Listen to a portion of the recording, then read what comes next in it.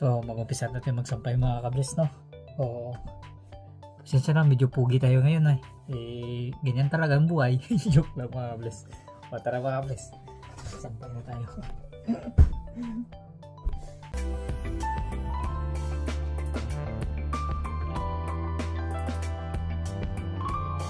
Hello mga kables, no? Magandang gabi sa atin lahat yan. So, ito yung ganap pag araw ng Sabado, no? So, dahil walang pasok bukas, so maglalaba tayo ng labahan natin. Ito yung ganap pag araw ng Sabado mga kables, no? So, ano lang naman, mga pambahay lang naman yung mga kables.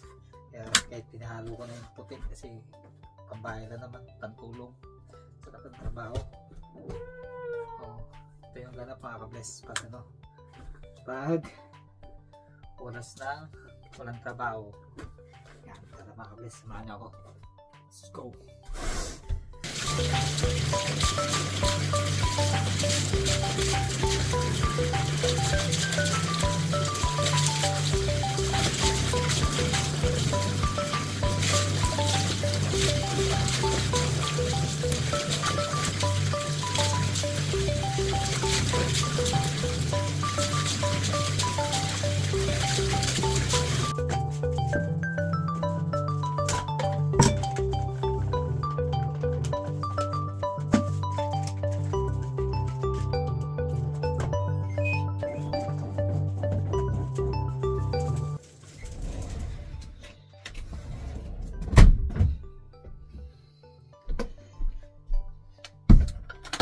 So, dito na tayo mga kables, no? Tapos tayo maglaba. So dito na tayo muna magsasampay sa loob ng bahay natin kasi gabi na po. Kaya dito muna sa loob. And then ito mga kables, no? Bukas na lang natin ilipat sa umaga kasi kung iinit kasi kanina na ulan eh. So no choice tayo kundi dito talaga tayo sa magsampay ngayon sa loob kasi walang init kanina na ulan. Yung alam ba, yung binabay na ulan ba, hindi bakla binabay. So tara mga kables. To, mag-umpisa natin magsampay mga kables, no? O, pasensya na, medyo pugi tayo ngayon eh. Ganyan talaga ang buhay. Joke lang mga kables. O tara mga kables, sampay na tayo.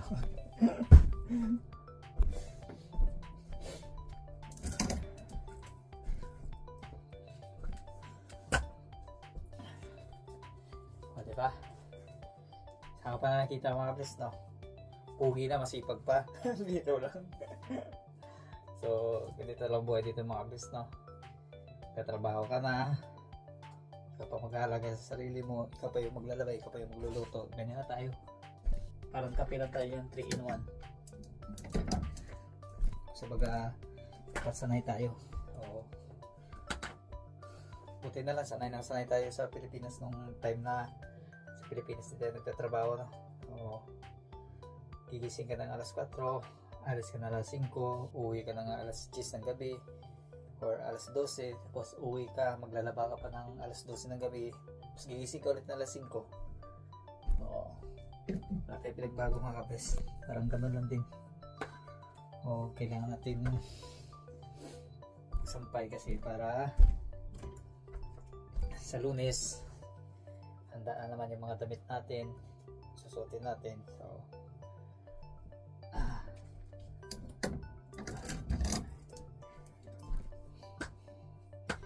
So kailangan lang talaga natin na magtiyaga. Ganyan talaga ubuhay, OFW, no? Kahit pagod ka na, kailangan mo magpalahas kasi dito yung dito malaking opportunity sa pangarap natin sa buhay eh. So kailangan magtiis kasi darating din yung araw na yung tagumpay, yung ngiti ay nasa iyo. Kailangan mo lang magtiyaga kasi lahat naman ng pagtitiyaga mo may katumbas na malaking pangarap sa buhay mo. Maraming magbabago sa buhay mo. Kailangan mo lang magtiis. Tsaka ano na pagsubok, hindi mo lang lumaban sa buhay, no? Ayan talaga mga kabis. O, kahit may mga problema, lalo sa Pilipinas, no? May problema, makakatulong ka, pero pag ikaw yung problema dito, ang hirap, ay hirap lumapit kasi hindi rin sila makakatulong sa iyo. Dapat alagaan mo na sarili mo. Diba? Ang dami kong salita, no? Yan ang epekto ng pagod sa trabaho. Nakakabaliw, nakakapraning. Oh. Uy, muntik ka mahulog. Magkanasan ako sa'yo, ako mahulog. Sige ka na yun. Oo. Wala mga bless. Ito yung buhay, no? Balik na natin para mas malupit.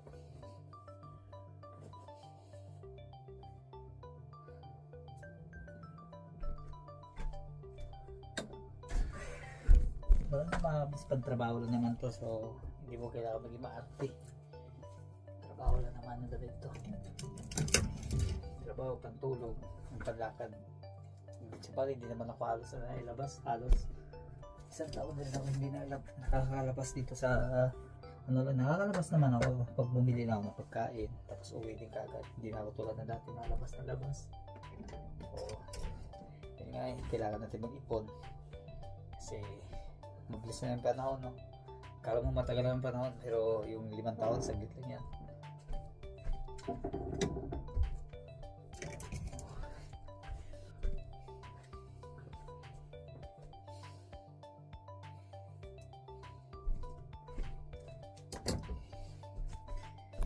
Wait lang, kape muna tayo.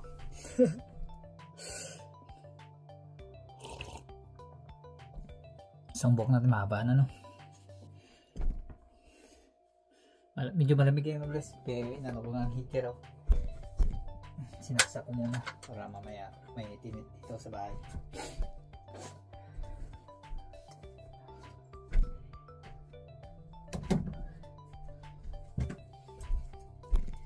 Ganyan talaga, araw natin nagbibihis kaya maraming damit. So pinagsama ko ng puti, pantulog lang naman eh.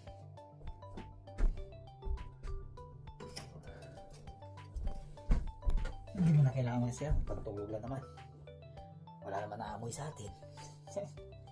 Kasi wala na naman taga-amoy. Ang kulit mo.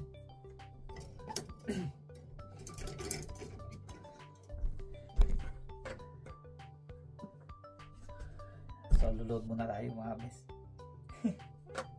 Ito naman patakip sa mukha mga bes, no? O diba?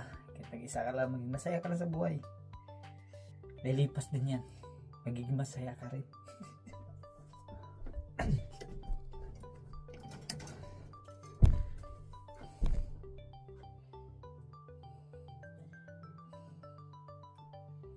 Ba? Yan, buhay yung W, nakakapraning, nakakabaliw. Sasalita ka mag-isa. Nakakabis, no? Adjust natin, no? Kasi yung mga panakalino, wala na pang trabaho, kikita rin naman yan.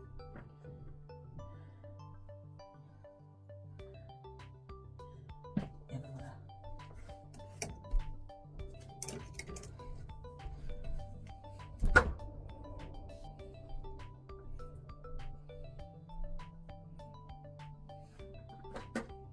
Kaya, no? Pati yung brief. Pero konti lang naman kasi kailan yan, mamaya lalaki tayo.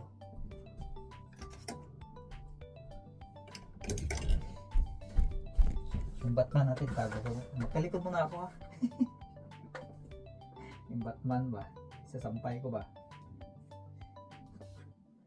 O diba?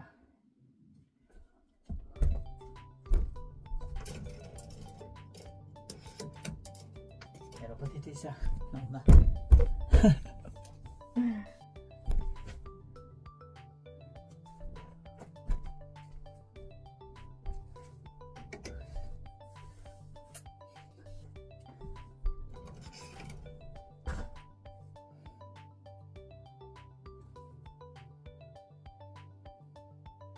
Kaya pa dito, share na to.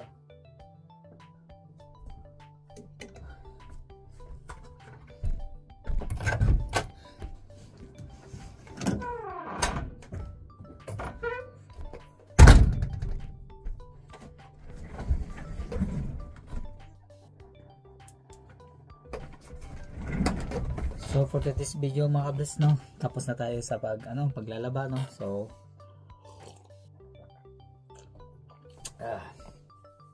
ganito lang yung routine ng buhay natin mga kabless. So maglalaba, maglilinis ng bahay, and then magluluto naman bukas. Hindi tayo nagluto ngayon. So that's all mga pag-bless, no, for today's video mga pag-bless. The end na. So thank you mga pag-bless, no, sa patuloy na pagsuporta, patuloy sa kahit hindi tayo masyado kasikatan, hindi pa tayo kilala, pero thank you pa rin tayo sa mga blessing na binigyan ng Panginoon, pag-iingat dito sa South Korea sa pagtatrabaho, kahit minsan na nakaka-stress, nakakapagod, pero ganyan talaga ang buhay, no. Balance yan, minsan masaya, minsan malungkot, minsan pagod, minsan hindi. So ganyan lang mga bless, no. So lahat ng mga kapwa natin OFW dyan, tis-tis lang kasi hindi naman lahat ng panahon na dito tayo, no. Mangarap lang tayo para sa kalibukasan na darating, sa mga darating na panahon. So dito mga bless, na ingat tayo lagi, and God bless sa lahat. Bye bye mga bless.